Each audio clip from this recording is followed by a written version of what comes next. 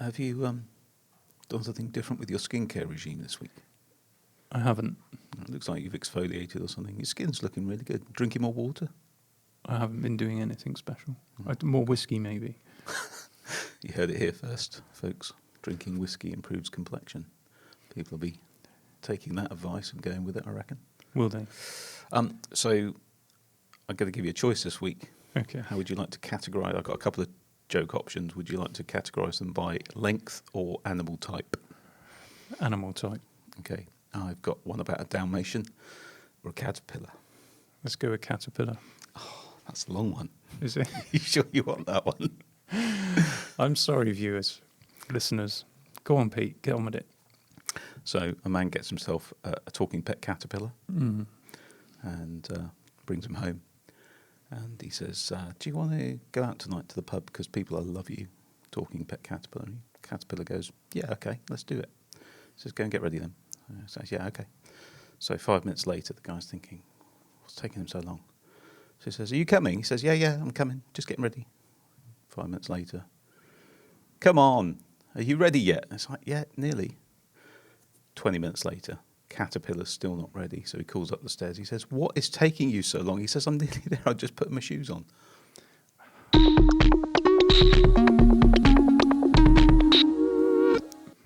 You know when someone starts a joke and you think, it's a caterpillar, it's going to be about shoes, isn't it? Or feet.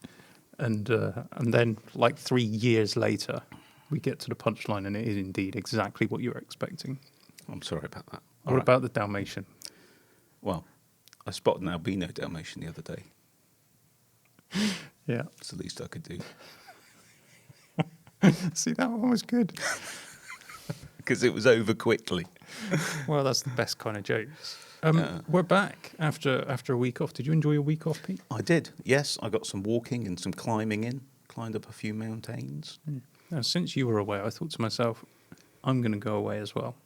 So I got on my motorcycle and I went to Cornwall for a few days. Very nice. It was freezing cold, but the sun was out and it was great. But the thing about motorbiking is that after a long journey, you arrive at your hotel, your accommodation for the evening, and you have what is known as helmet hair.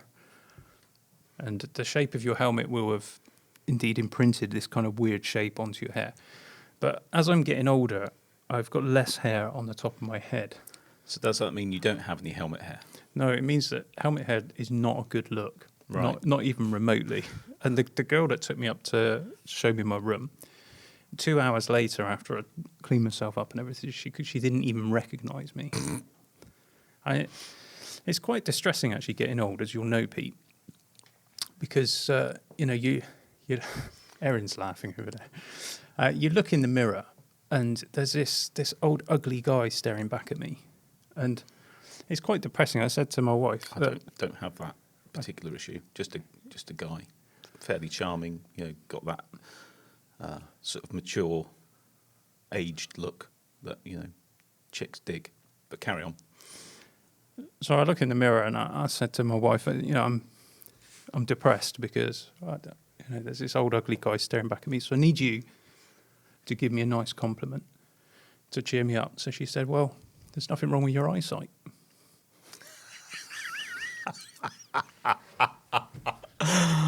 Oh, top banana. I think it's a bit unkind, really. It is. Honestly, before I met my wife, I was incomplete, Pete, and now I'm finished. Excellent. So we've done the jokes, so we ought to get into some actual stuff.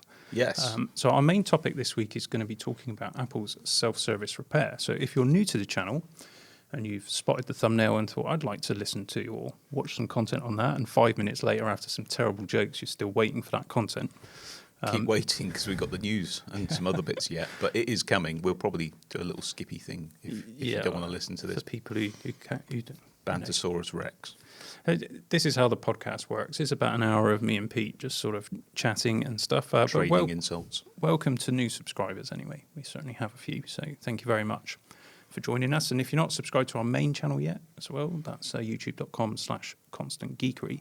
And if you're listening to us on Spotify and iTunes and you want to find us, you can go to the main channel or you can go to youtube.com/ The Constant Geekery Podcast. There we go. And then you'll see really quite how old and ugly we both are.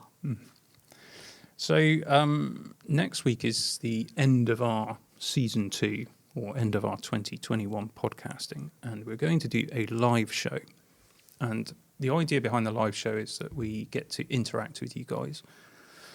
So we'll be answering your questions about Apple Silicon, about tech, about getting old, drinking whiskey, motorcycles, or hiking, or anything really that you want to talk about. Who indeed is Erin? Is she an artificial intelligence? Intelligence is a stretch. Wow.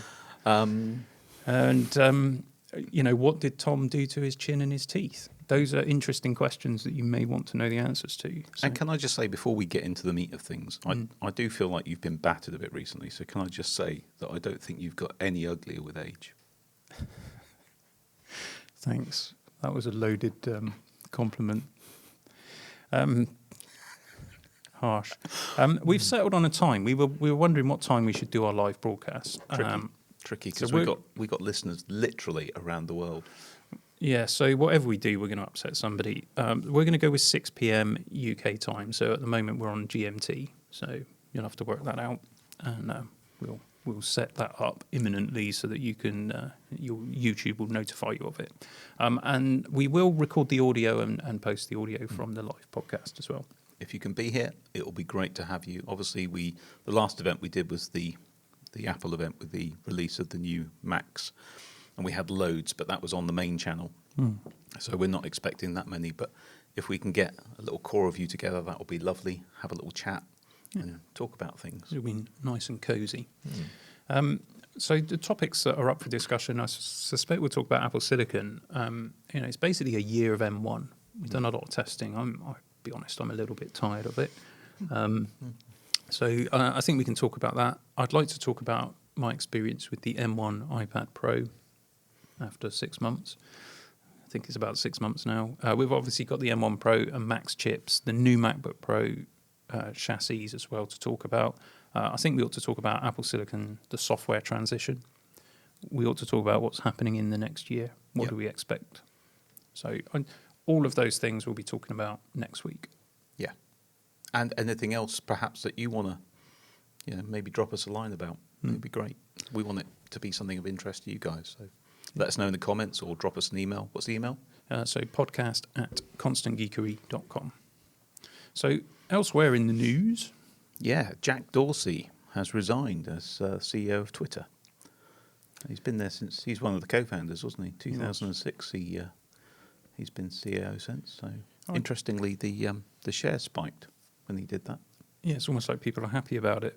I don't know anything about him or what he does. Well, Twitter's a vile place on the whole, so I don't know much about it. But although the shares spiked, they did actually finish 2% down on their opening, so it was only a spike. I think looking at the letter he wrote to his staff, so one of the things he was saying is it's time to sort of step back and let someone else carry the torch. And I think that's something that you and I identify with. Definitely. Because we've done something similar with our own business, where we put a managing director in place and we've kind of stepped back a bit. That's UK equivalent of a CEO, by the way. So, it's one of those things that happens when you grow a business. You eventually sort of run out of creative energy, and it's time for others to take on the torch, as it were. Step into the breach. Do we expect major changes at Twitter? I doubt it, because the guy they've appointed as CEO was behind most of the recent changes anyway. So yeah, which you can, from a business continuity point of view, makes sense to have someone in that knows the business already, although some might argue that means that it won't be as innovative as it otherwise could be. But who knows? I just want to talk, we're going to get onto our main topic in a moment, but I want to just quickly mention Black Friday. What's that? It's a very sucky thing.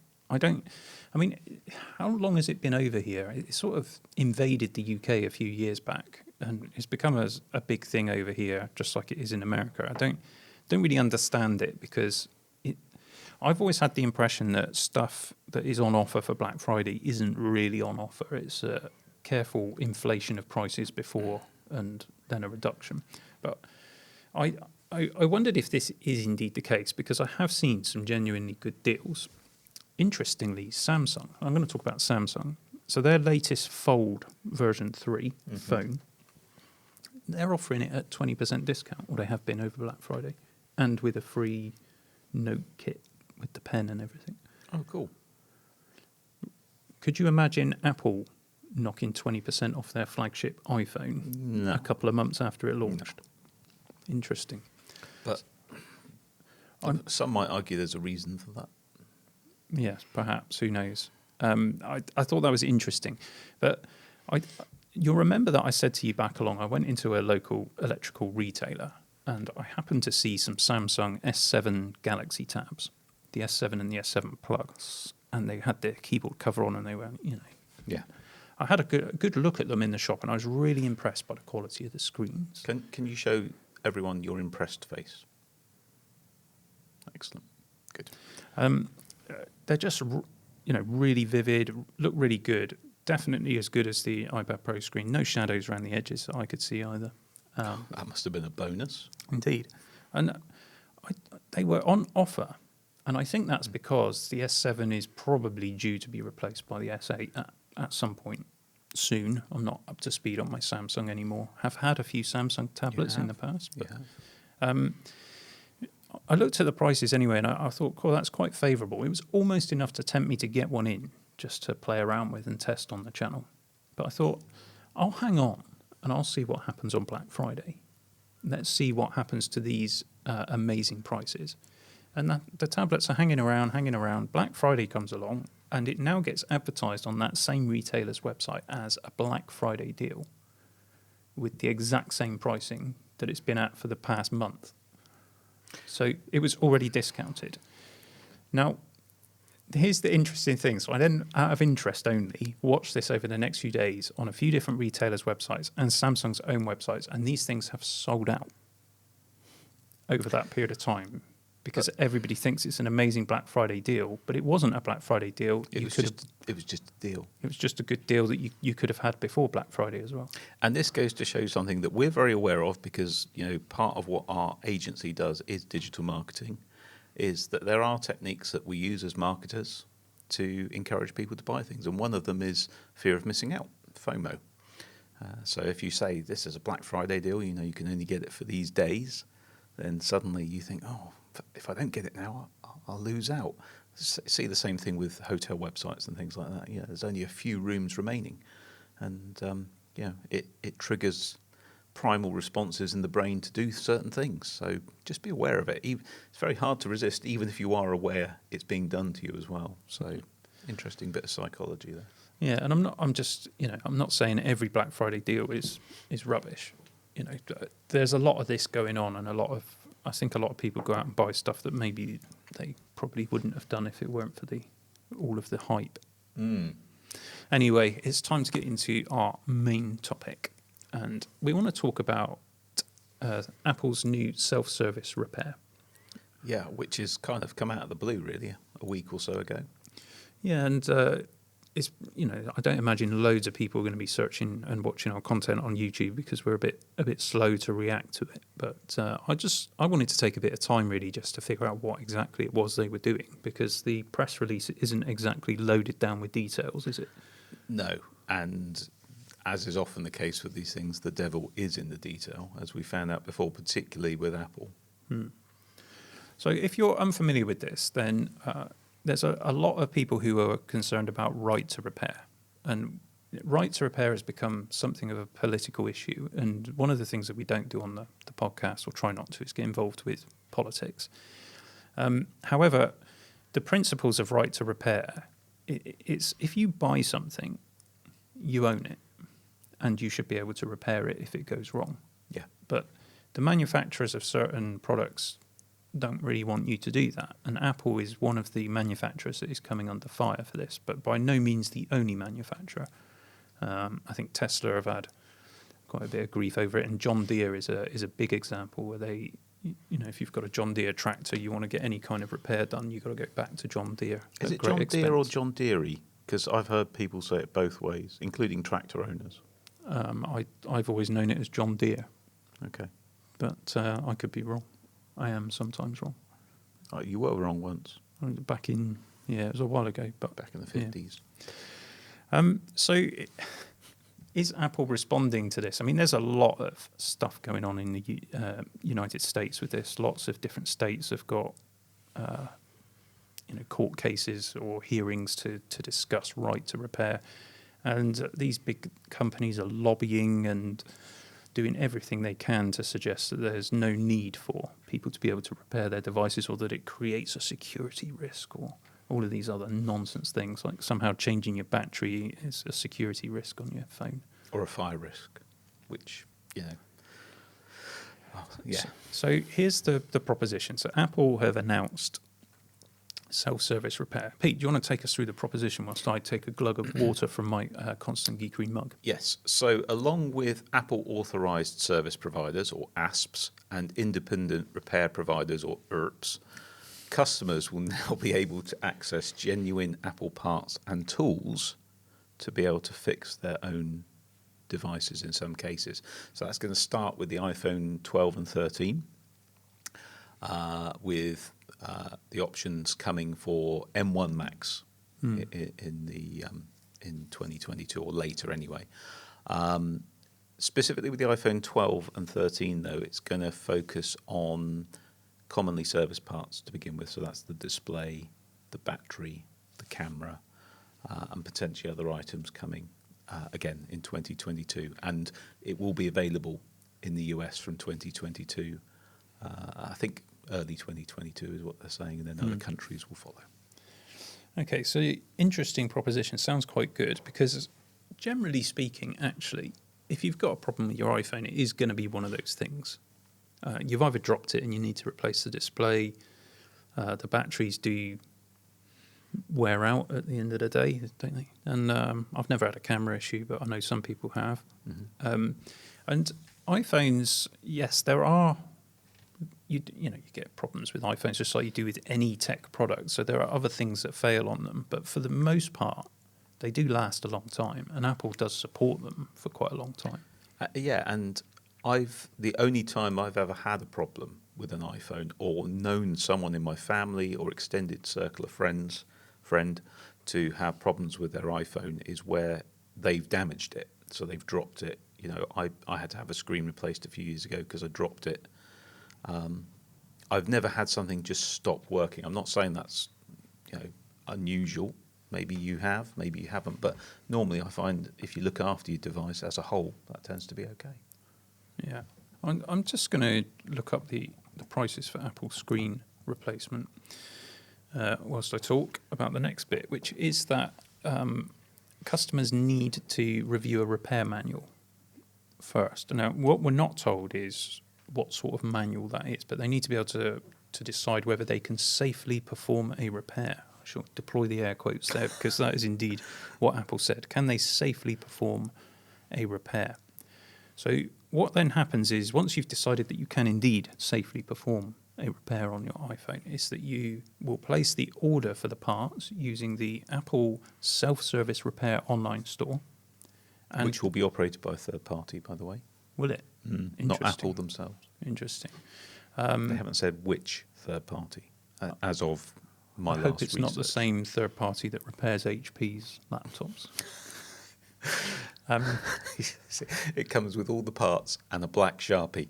Yeah. So if you're not familiar with that story, the place had obviously run out of black screws, so they put silver screws in my laptop and coloured them in with a Sharpie, and part of the laptop as well. I kid you not. Imagine what if they were brass screws or something like that. They would have had to have got a gold Sharpie.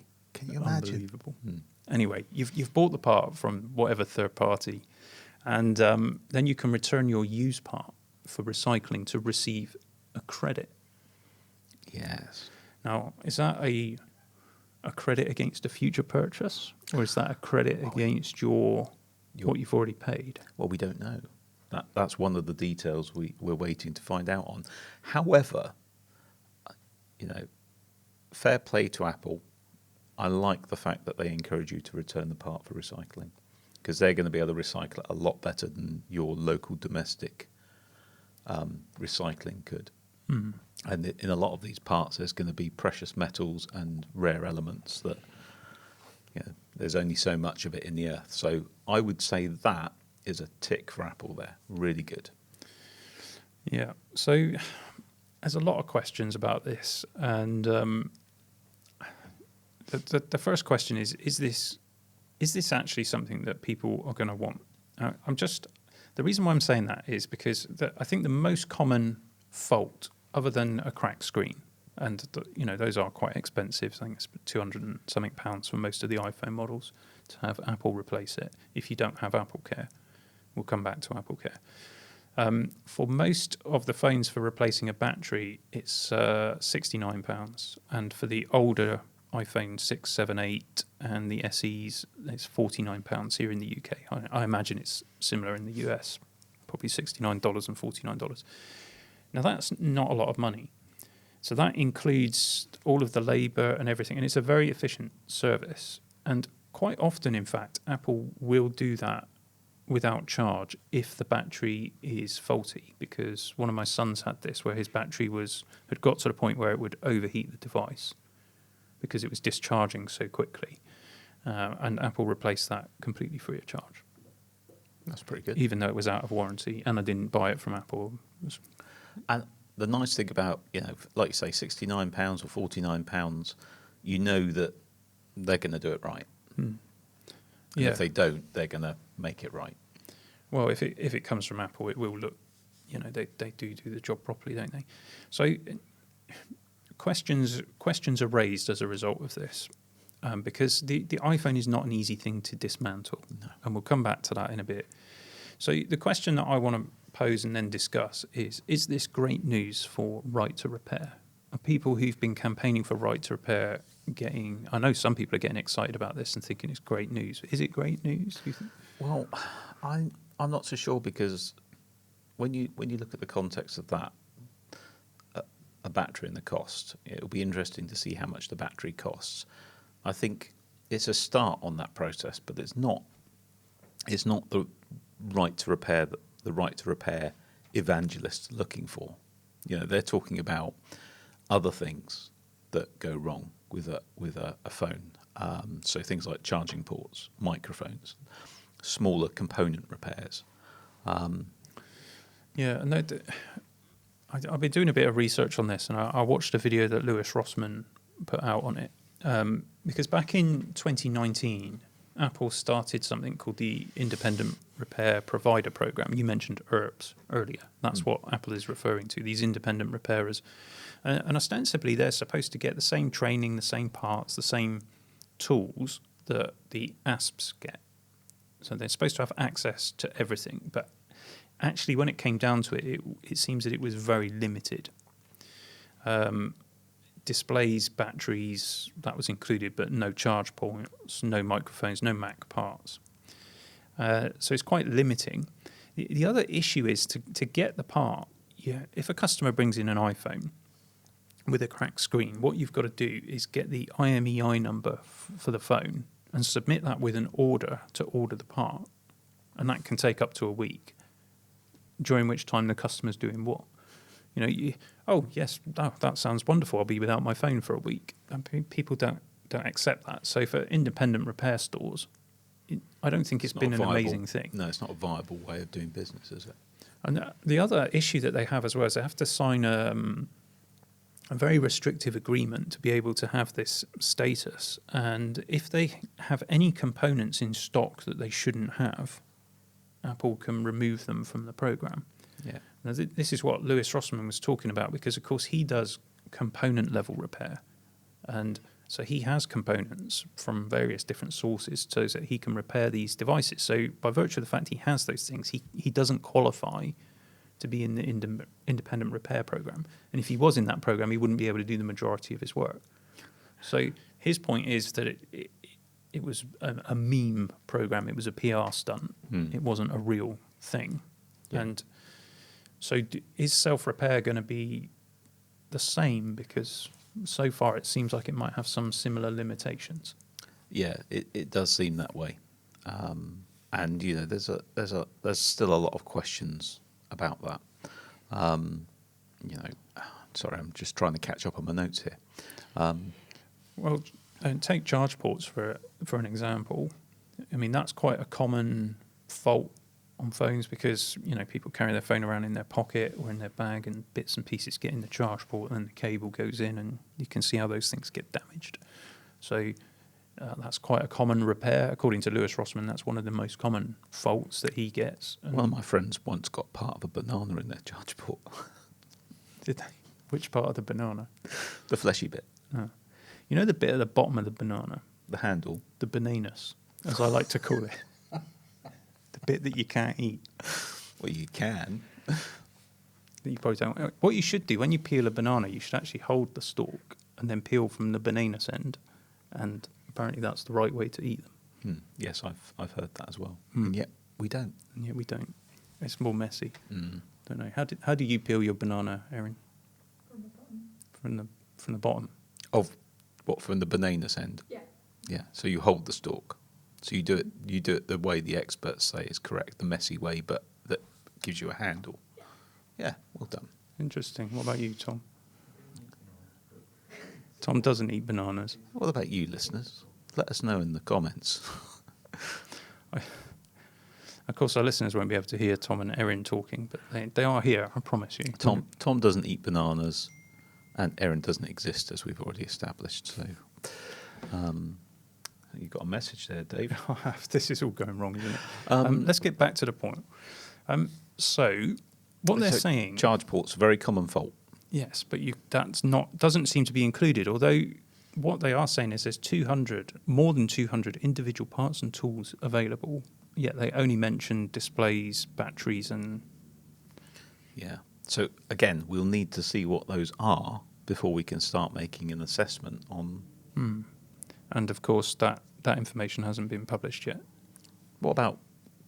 Because we're talking about iPhone 12 and 13 here, so what about older phones? Yeah, I think that they may not be included because, they also said M1 Max, whereas there's all sorts of noises going on in the studio today. M1 Max, why not Intel Max? Yeah. I have heard a story. In fact, I've seen some evidence that if you replace an older screen that isn't authorized by Apple, then things like FaceTime will just stop working. But you can put the old screen back on and it will start working again. So I suspect there's possibly some skullduggery in the code or in the hardware of older machines or devices, to prevent this that they can't undo, maybe. Don't know. But they've known this is coming, so the newer devices support it. But I don't think they do they? Because I've watched, is it Hugh Jeffries? He did a teardown of the... I certainly watched the iPhone 12, and if you swap... I think he swapped the camera modules between two identical phones, and they stopped working. Right, okay. On a 12 or a 13? I think it was a 12. Okay. I like Hugh Jeffries. He was good in X-Men. Okay. I don't watch X-Men. He was also in Les Miserables. Is that a musical? Do you not watch that either? No. I've watched the non-musical version, which is good. One of my faves, actually. I'm not surprised that one of your favourite things has miserable in it. Well, okay. Anyway, sorry. It's not just Apple that does this, by the way. Samsung do the same thing with disabling cameras and stuff. If you try to change the software on the phone, we talked about that earlier in the year. One of the reasons, though, that people would want to take their device to an independent is all to do with pricing and component level repair. So when we're saying component level repair, let me give you an example, and this is one that, again, Lewis Rossman quoted. But suppose you've got an older 13-inch MacBook Pro and the display is faulty. There's nothing wrong with the backlight. There's nothing wrong with anything else. It's just the LCD panel that's faulty. So you can take that to Lewis Rossman, and he can source a panel for about $70, and then he'll charge you, obviously, his time for fitting that. So you're just replacing the one thing that needs to be replaced. And again, you could have the same thing with an iPhone. Sometimes you just crack the glass, and all it needs is the glass. it might be the digitizer, it might be the screen, so there are lots of different components involved.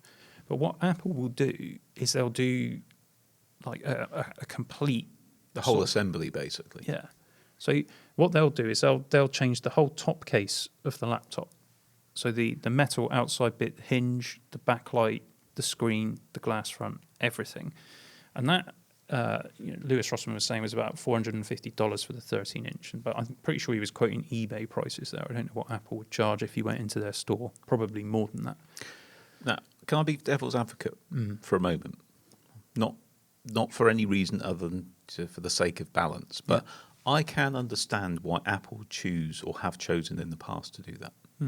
Because if you're going into an independent and you just want a component repaired, you expect a lower price and what have you.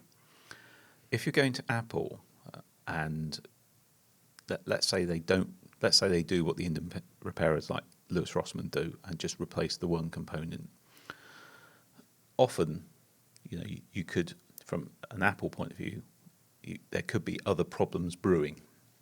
Particularly if something's been dropped, yes, it may be the digitizer or the screen or something that's damaged, but often there's probably other parts imminently going to fail. So it's more of a belt and braces Apple quality approach that we're going to replace the whole thing and then you don't have to worry.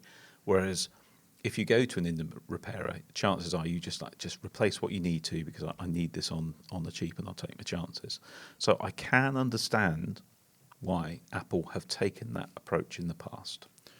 Okay, so another viewpoint for this is that it's easier to train people to replace assemblies than it is to teach them how to do component level repair.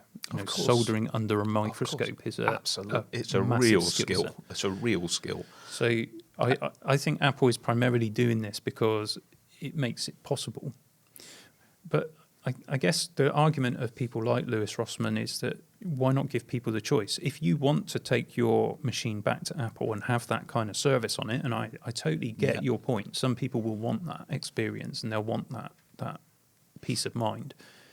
But give them the option. Yeah, so let the independent repairers do what they do. Lewis Rossman and his team are incredibly skilled, and some of that work is incredibly intricate. To do it and then put it back together in the way they do is amazing. But yeah, let the ERPs do what they need to do and give people the choice. Yeah, I think so. I want to give another example of this as well, because there's also an environmental concern here that some people might take issue with. When Apple did the Magic Keyboard thing on the laptops, and this got lambasted universally. I mean, they felt horrible. But of all of the laptops that we had with those keyboards, to my knowledge, only one failed, and that was mine. And when I say it failed, it would occasionally put a double space in when you press the space bar. That was all. But that's irritating enough. So I contacted Apple. It went away for repair, and they replace the entire top case of the unit. So it's not just it's a keyboard with the top case, with the speakers, I think with the microphones, with the trackpad as well. It's the whole thing. And the battery. You've got a new battery as well. So this is one of the problems. Again, individual keyboard, $40, entire bottom case assembly, $321 was the example Lewis Rossman showed, and that's used grade A on eBay.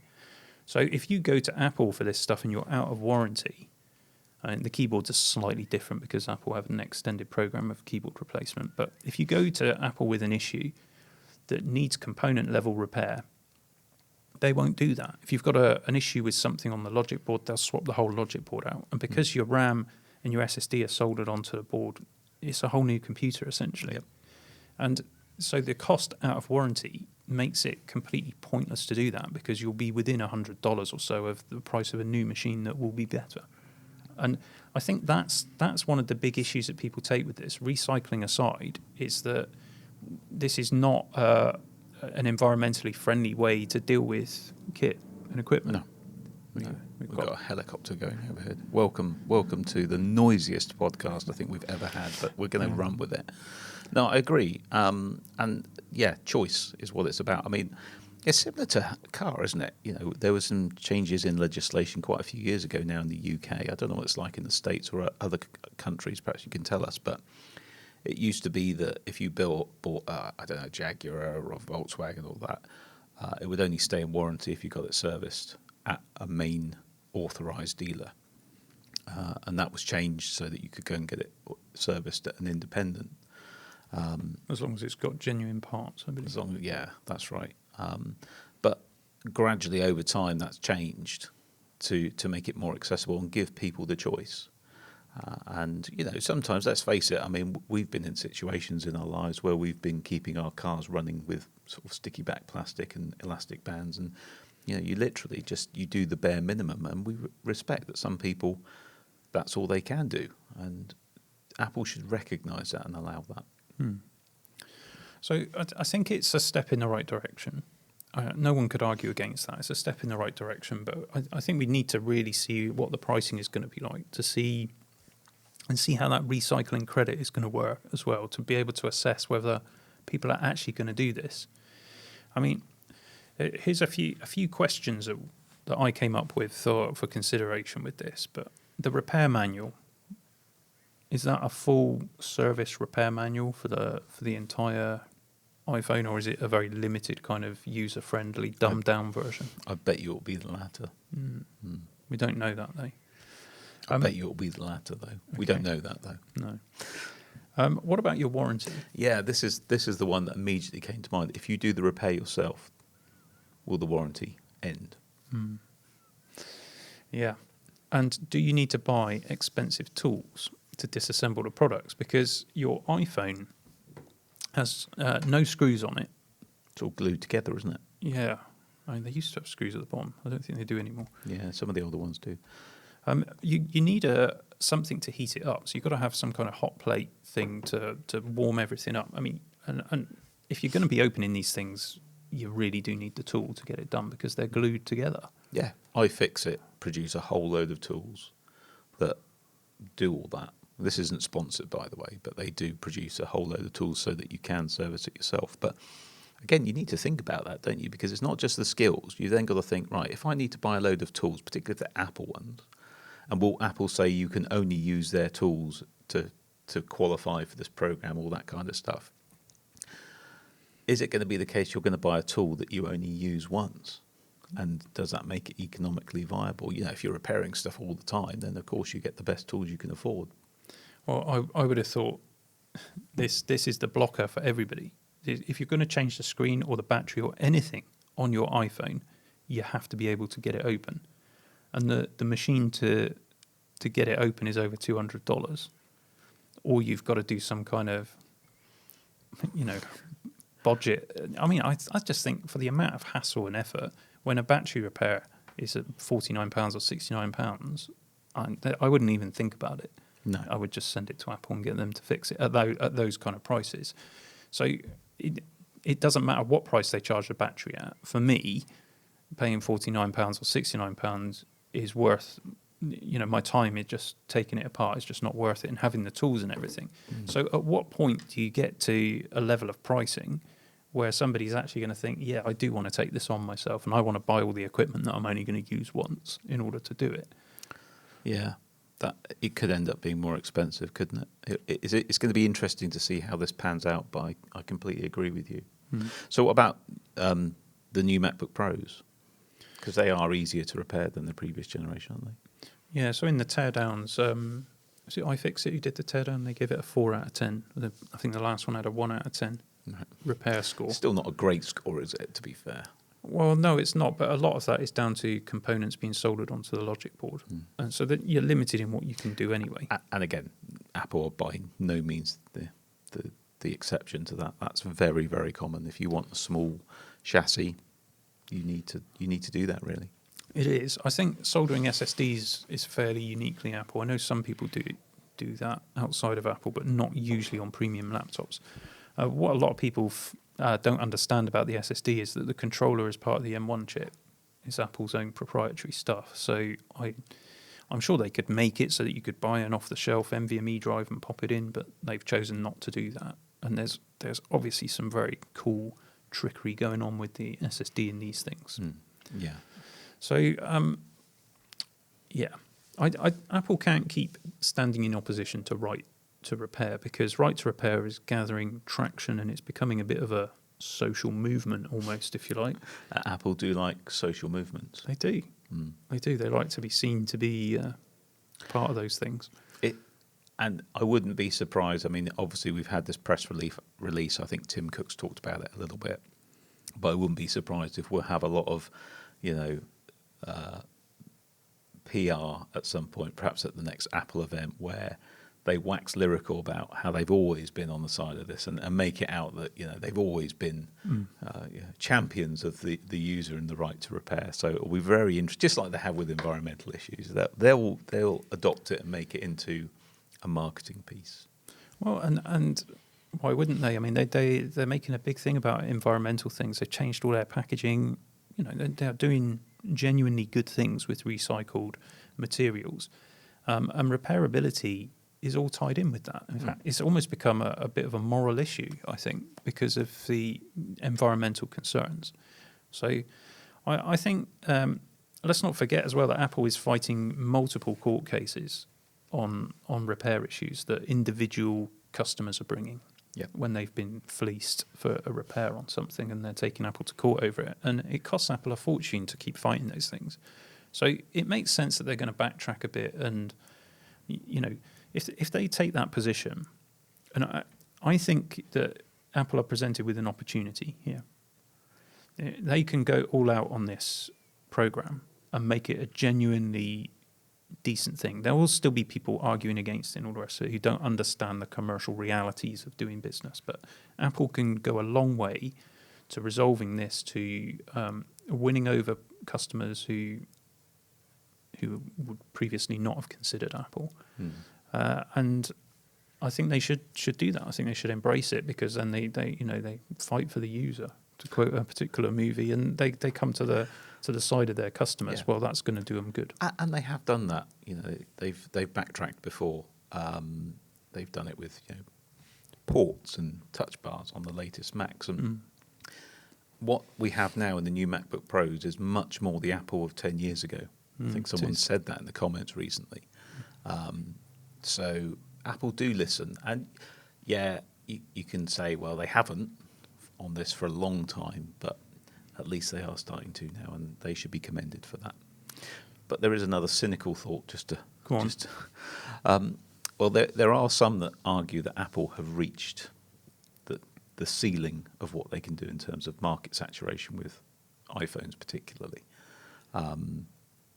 So if that's true, adding more and more features to an iPhone, although I'm sure we will get new iPhones every year for the foreseeable, this could just be a cynical way of looking at another revenue stream. Much like getting on the environmental movement has. My wife got a new iPhone 13 the other day, and she's completely agnostic and ambivalent to all the stuff we talk about on the channel. So she opened it and she went, "Where's the plug?" It's like, "Oh, they don't give you one anymore." So she goes, "Oh, right, so you just use your old one." It's like, yeah. So she gets out the USB-C one and is trying to put it into a USA. And it's exactly so how do I... It's like, "Oh, you need to buy a new one." Fortunately, I've got one, so I gave her one. But, it's like that. Oh, so they giveth with one hand and taketh away with the other. Yeah, Apple will always do what's best for Apple, I think, is the answer there. It's an interesting thought about market saturation. I'd like to just counter that with another thought for a moment, because there are huge areas of the world where Apple has little to no market share. That's true. Because of the price of their devices. You can go out and buy actually a pretty decent Android phone for £150. You could get something quite good actually for that. I'm not up to the level of a premium Samsung or something, but you can actually get a Samsung smartphone for £150. You can. They do exist, and at the end of the day, if you're taking photos and you're making phone calls and sending text messages, they're fine, and they're a lot faster than the things that we were doing that on 10 years ago. There are certain market sectors, like let's take, for example, India. And India has a massive divide, doesn't it, between the rich and the majority of people are really quite poor. Yeah. I think a good monthly salary, and someone may correct me in the comments here, but I think a good monthly salary in India would be about £300, which is obviously a big difference to us here in the UK. So how can somebody with that kind of salary spend £1,000 or £700 on a phone? It's just not going to happen. I mean, some do, but it's a crazy kind of expense. Now, there's a huge market for Apple to produce low-cost devices, but I don't think they ever will. No, it's not. It's not in line with their brand. No. However, this repairing, getting new batteries into phones, the things that are most likely to fail over time, being able to change those things means that there'll be a longer lifespan for these phones. Apple support their phones for a ridiculous amount of time compared to, the Android, where you might get 1 or 2 updates in your phone's life. And having all of these used devices available that could be recycled. So you finish with your phone and it could be recycled into a territory where people don't have as much wealth, and they're able to access the same equipment then on the used market.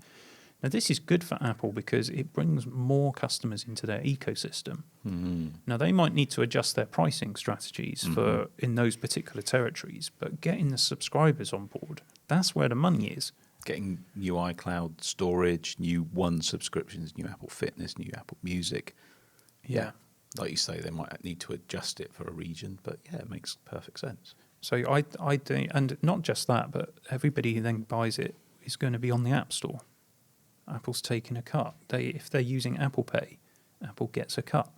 So Apple make money from having a larger user base. They don't devalue their brand because they're not selling low-cost stuff. It's just they're enabling a greater supply on the used market. It's good for the environment because it means devices get used more efficiently. It's good for Apple. They'll make more money. It's good for everybody. I'll let Tim know. Thanks. If you could, when you next have a conference call with him. I've got lunch with him tomorrow. Okay. So, in fact, that reminds me, because I've got to fly out tonight. Some people. It's going to help with the. It's going to help. Don't mention the pension fund. We're moving on from that. Okay. I have heard as well other people say things like it will help Apple's chip shortage issues if they can recycle stuff. I don't personally buy into that. I don't think they're going to recycle components into new products. No. But there we go. Who knows? Certainly, recycling is a good thing. Definitely. So, final thought on this is that Apple, of course, can counterbalance the self-service repair with AppleCare. Maybe pricing it more keenly. Yes, and they have just whacked up the price on AppleCare. I don't know if you've noticed that. I did notice that. Yeah. In the UK, it's suddenly a lot more expensive to put AppleCare on your phone. But if you have got a really expensive device, I mean, and we, in the UK, we're protected by very strong consumer laws. Where for 6 years or something, if you get a problem with your computer, you can take it back to Apple and they'll, if it's a manufacturing defect or fault, then they'll have to fix it free of charge. But what AppleCare does is it just makes life a lot easier, doesn't it? You can mail in stuff and you can, it's like an insurance policy. We sometimes get insurance policies for things. So if Apple gets, bring back the tiered pricing, because they used to do AppleCare and then AppleCare Plus. And that did bring tears. And, I think they could maybe convince people that, I might be being very cynical here, but they could use the self-service repair scheme as a means to sell AppleCare. Yeah. Because when you get faced with those two propositions... Well, it is, isn't it? It's like £69 or £49 to replace a screen. Or you can do it yourself. You do need these tools, you need these components, and you need the time and the patience to prise it all apart and glue it back together with a bit of Copydex. Are you up to that, or would you like to? Yeah. Well, you heard it here first, folks. When you're reassembling your iPhone, get yourself a can of Copydex. It's actually a pot. I don't think that's what they use. No. We did have another topic that we were going to bring in, but I have to say the time has probably run away with us. And so I have maybe to we'll admit, leave although that. I did read it, it made my head hurt. So I'm quite pleased you said that. Okay, so we'll maybe bring that in a future podcast. Which brings us to that point of the show, Pete, where you do a jingle. Oh yeah, I actually have one prepared this week. Do you? Yeah. Okay. Literally, my breath is not bated.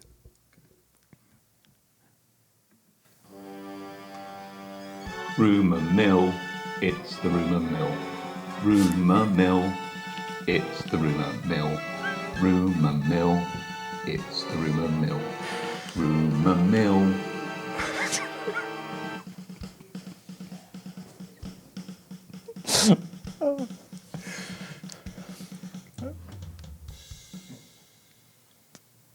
Is that it? Are we? I can even give you the MP3 for that, Tom, so that the listeners can enjoy it in slightly more bits. Oh my goodness! You've worked hard on that. No, I haven't at all. No, it didn't show. No. Yeah. Okay. I think that's a little prelude for what season 3 Rumour Mills might be like. Oh dear, we're trying to get subscribers, not scare them off, Pete. The comments show that people love it. Okay. In fact, last week's podcast did quite well, even though none of us were here. Thanks for that, Tom. Okay, so on the Rumour Mill this week, I've got a couple of rumours that I spotted on the website macrumours.com. And as you can see, I've worked hard on finding rumours this week. I worked hard on the jingle, so I have no rumours. So. Okay. Well, the first thing is Apple's VR headset, and these things are being talked about now after the Facebook metaverse malarkey, and AR has been something for a long time, and Microsoft were looking at this with HoloLens, weren't they, a long time ago, and it never seems to have really made it into the mainstream. General consensus is that Apple is working on some sort of VR headset and that it may be delayed now due to various shortages, but we might see it at the end of 2022. Any thoughts on that rumour, Pete? I think it's probably going to happen, isn't it? So I'm going to make it green, but I'm also going to add my commentary about this whole metaverse and virtual reality, augmented reality. I don't want it. I don't want it. And I suppose you just say, well, don't have it then. But, you look at, I don't know if you've ever seen Ready Player One. I'm aware of it. Yeah, so it's just like when I was climbing a mountain the other day. There's a slight difference. I deliberately kept my phone in my pocket. I did take a few snaps at points where I was stopping and that. But I said to my son, who was with me, who thoroughly agrees with this, I'd much rather just take in the experience with my eyes and enjoy it rather than snappy, snap, and then put up on social media or what have you. And I think we lose that a little bit. All the time we edge closer to the virtual, the digital, we lose something about ourselves. We live on a beautiful planet, but we're very lucky where we live. We live in a beautiful part of the world, but there's beauty everywhere in the natural world. And it's just sad that we're all pushing towards, artificial rather than natural. Yeah, I'm with you on that. I think lots of people will be excited by it. Of course, we are old enough to remember a time before mobile phones were really a thing. Or internet. Smartphones, a lot of people resisted that for a long time. But nowadays, it's kind of like you've got to have one, haven't you, to participate in the world almost. And I wonder whether this metaverse malarkey and AR stuff is going to end up like that at some point. And just these boundaries between what's real and what's not will be constantly blurred. One of the things that I read about the Facebook metaverse thing, and I haven't read much about it at all, but it's like, if you live in a crummy apartment, you can stick your goggles on and make it a better one, and that kind of thing. So are people really going to be escaping the real world? I think people will.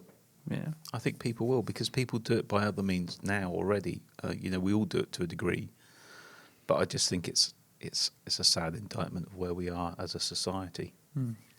It's one of those things that we've commented on this before, but you watch the Apple event and they'll have these devices like an iPad, and somebody will be doing something really creative. So when the iPad Mini 5 came out, was it perhaps, there was a chap walking through a forest doing some sort of college report thesis or something. Yeah, and he's drawing, taking photos, and putting all of this stuff. So doing this amazingly creative thing, and then there was Someone going up an elevator editing a video. It's escalator, Pete. Moving stairs, it was. Whatever. They were doing something impractical on a moving staircase. They were. And you always see this, and you look at these devices, and that's how it's sold to you, and you buy into that whole thing. I'm going to be super creative, and you get home and watch YouTube videos. You too. You watch YouTube and you browse the web, and that's kind of like what. And I just wonder whether AR is going to be the same thing, because there are aspects of AR that always excited me from the moment that Microsoft started talking about HoloLens. Yeah, like doing open heart surgery on Erin if she existed, if she needed it. You could do that with the HoloLens. You wouldn't need to go to a hospital or any kind of surgical thing. I suppose that is one good thing about the virtual reality world, is that people can actually meet Erin, as a virtual thing, as opposed to just seeing her on screen when we bother with the deep fake. Yeah, that's entirely possible. I don't know that I'd bother with the open heart surgery, though. Would you? It's a lot of work in it. It does seem like a lot of effort. Yeah. So I don't know. I always saw the HoloLens and the engineering stuff, and you got an engineer working on some amazing project, and I used to think that's brilliant. But I'm not an engineer working on any kind of project, so I want the thing because I like the way it's sold. But the reality is that I would sit there watching movies or something with it. Do you remember Minority Report? Yes. That started that, didn't it? The whole thing where Tom Cruise was kind of like playing around and just bringing stuff in and that. And there's programs out there like they do it a lot on The Expanse, for example, which is great from a hard sci-fi point of view. They can just flick things up and play with it. But of course they're using holograms to do that with virtual reality. But yeah, I think it will be a bit gimmicky for those that buy it like us. Well, I think for a lot of people, the most obvious application I can see for these kind of things is that you can just project a TV anywhere you are. I want to see a 40-inch TV over on that wall over there, and you can just do it and watch your movie and all of those kind of things. And having real-time information, people will be wearing these glasses and saying we've been recording for 57 minutes, that kind of thing. Yeah. Have we 57 minutes? We'll all be walking around looking like Daft Punk. Well, that wouldn't be bad. No, that's true. Particularly if we sounded like Daft Punk, that would be good. I'm going to give this Amber. Apple are definitely working on this. Will we see it next year? I don't know. Microsoft have had such a long run with it. It seems to me that this technology is not simple, and it's taking time to perfect. And Google have tried it as well. Yeah. But Apple are very good at taking something that others have tried and actually bringing it to market. So, with the exception of our next rumour, which is the AirPower thing, which was rumoured for a long time, and Apple ended up ditching it. But according to Mac Rumours, it's they're working on it again. So this is something to charge all your wireless devices, and also some other technologies like long range charging and reverse charging and other stuff. Yeah, so you can basically put your AirPods next to your phone and they'll charge, that kind of thing. And, the MagSafe pack kind of shows that in principle that can already happen. So it maybe probably a Gramba. A Gramba. Oh, well, is Apple working on something like that? I'd Yes. say that's green. Green. Yeah. Will we see it soon? Not sure about that. No. I mean, AirPower's been around, announced, 2017? And where are we now? Nearly 2022, so... Probably a tricky thing to get right. Anyway, there we go. Those are our rumours for the week. And that sort of brings proceedings to a conclusion, I think. So if you're not already subscribed to the podcast channel, why not give that button a little tickle? Yeah. And maybe ring the bell. Ring the bell. Join us for the live event next week. Really please. looking forward to seeing it. Please let us know what you'd like us to talk about, if you've got any questions, that kind of thing. And also what you'd like to see in Season 3, because this will indeed be our final episode next week for 2021 and for Season 2. And what episode number will that be? That will be 38, won't it? Yeah, that's not That's bad. a pretty good run, isn't it? 38 out of 52 weeks of the year. 38 hours of drivel, at least, for your entertainment and informative natures. Well, some people have said they enjoy receiving our content, so they have indeed received our content. And thank you very much for all the kind comments we get each week. We do try to respond. Last week was a bit low on the ground because we were both away, and some weeks are busier than others, but we do read every comment. I can guarantee you that, and we do appreciate them. If we don't always reply, got that on the mind today. Don't think it's because we don't care. Right. Okay, well, we'll stop there because you and I are about to just have a look at some phone cases and shoot a quick video about phone cases, and we need to let these guys get off and do the editing so that this can indeed be published. And we need to let the guys that are listening get off and go and have their dinner. Enjoy or your breakfast, dinner or breakfast. or lunch or sleep. Cheerio. Bye, everyone.